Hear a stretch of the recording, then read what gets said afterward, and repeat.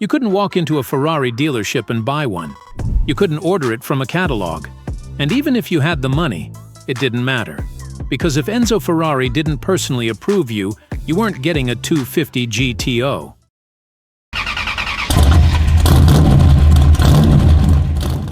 Only 36 cars were built, each one handcrafted, each one engineered to destroy everything in its path, on and off the racetrack.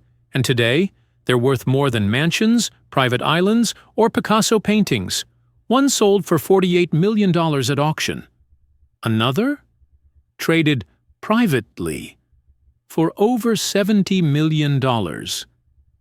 But here's the wild part. The GTO wasn't designed to be a collector's dream or to sit in museums. It was built to race and win, to humiliate the best that Aston Martin, Jaguar, and Shelby could throw at it. It wasn't just the best Ferrari of its time.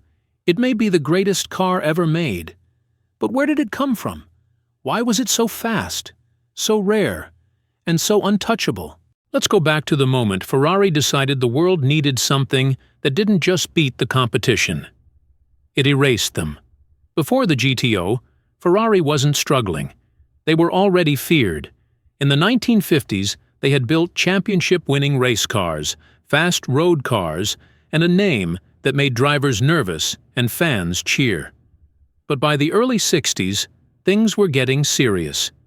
GT racing, Gran Turismo, was heating up. This wasn't Formula One. This was endurance racing.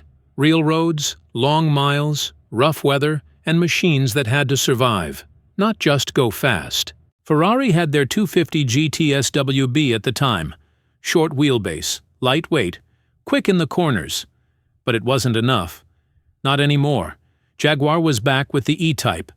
Aston Martin had their DB4 GT. And Shelby was gearing up with the Cobra. Ferrari needed something new, something leaner, meaner, faster, but also, legal. Because to race in the GT class, a car had to be homologated, approved as a road car with at least 100 units planned.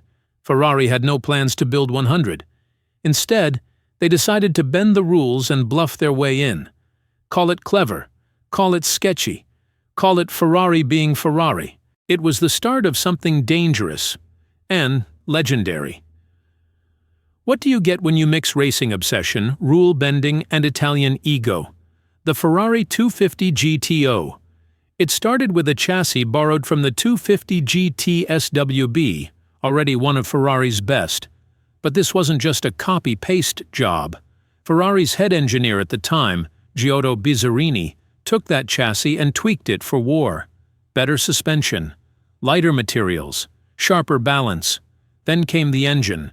Ferrari's Tipo Colombo, V12, 3 liters of pure noise and fury. It made 296 horsepower, but forget the number. It screamed past 8,000 RPM, made sound like a symphony with rage issues, and was linked to a 5-speed manual gearbox. Rare for the era. But here's the cool part. The body wasn't drawn on a computer.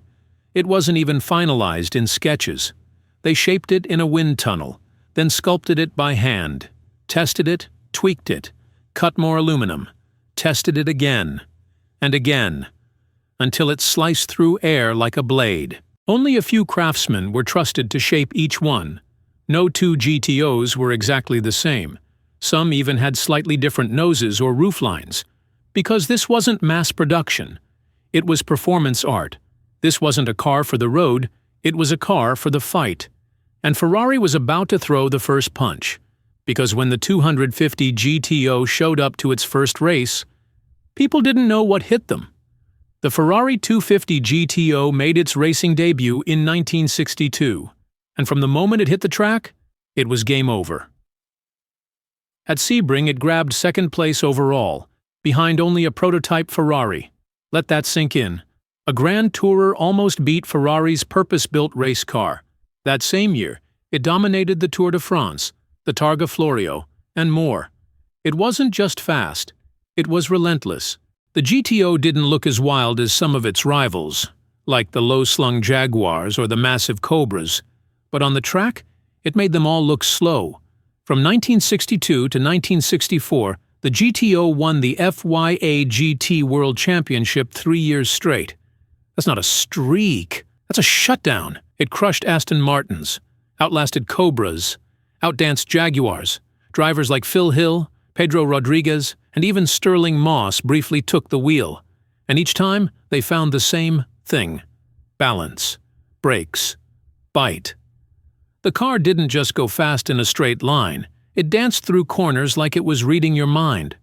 And when other teams tried to catch up, Ferrari was already testing the next tweak, the next upgrade, the next edge. This car wasn't chasing trophies. It was stacking them. But even as the GTO was destroying racetracks, Ferrari was already deciding who got one next. And the answer wasn't what you'd expect. Because money alone couldn't buy a GTO. Ferrari didn't sell the 250 GTO the usual way. There were no ads, no posters, no sales brochures. In fact, you couldn't even ask for one. You had to be invited. Only 36 cars were built between 1962 and 1964. 3 more Series 2 models came later with slight design changes, but still, less than 40 GTOs total. And each buyer, handpicked by Enzo Ferrari himself. He didn't care how rich you were. He wanted to know if you could drive it, really drive it, and represent the brand. Ferrari wasn't building collectibles, he was building weapons, and he only trusted a few people to carry them. If you were lucky enough to be approved, your GTO came race-ready. You could drive it to the track, win your class, and drive it home. That's how capable it was. That's how rare it was. And that's why collectors today treat it like sacred ground. Most cars get sold. The GTO had to accept you. And years later, that exclusivity would turn into something even crazier. A price tag that made history. After its run on the track, the 250 GTO did something almost no race car ever does. It got more valuable. A lot more. In the early days, these cars were just fast Ferraris. Used. Beat up. Some were even wrecked and written off. A few were sold in the 70s for around $10,000. Now, you'd need at least $50 million just to get in the conversation. In 2018, one GTO sold for $48.4 million at auction. That same year, another changed hands privately for over $70 million. And it wasn't just the rarity, though that helped. It was the combination. Racing history, iconic design, that roaring V12. The fact that Enzo personally touched the build process. For collectors, it's the holy grail. It's the crown jewel of car culture. Celebrities, billionaires, racing legends, they've all lined up for a shot at one. And they still whisper about who owns which chassis number. Because owning a 250 GTO isn't like buying a Ferrari. It's like buying a piece of motorsport history that can't be recreated. Some people collect watches, some collect art. GTO collectors collect legends, but for all the numbers, records, and headlines. The car's true value doesn't live in a vault. It lives in the way it drives. The Ferrari 250 GTO wasn't just the best car of its time. It's the kind of car that makes you question if we've ever topped it since. It didn't have computers, no launch control, no carbon fiber, no fancy tech, just a hand-built aluminum body, a V12 that sang like a monster in a tuxedo, and a mission: win or go home. And it did both. Even today, the GTO isn't just loved, it's untouchable. No modern hypercar has knocked it off its throne. Because nothing has matched the perfect storm it created. Speed, beauty, rarity, and story. Ferrari never meant to build a legend.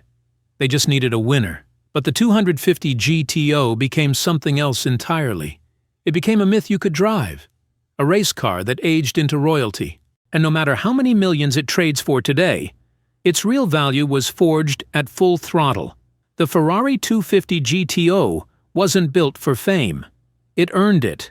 On the track, in the hands of legends, and eventually, in the halls of history. It wasn't just a car. It was a line in the sand, drawn by Enzo himself. A line that said, "This is how you build a machine that matters."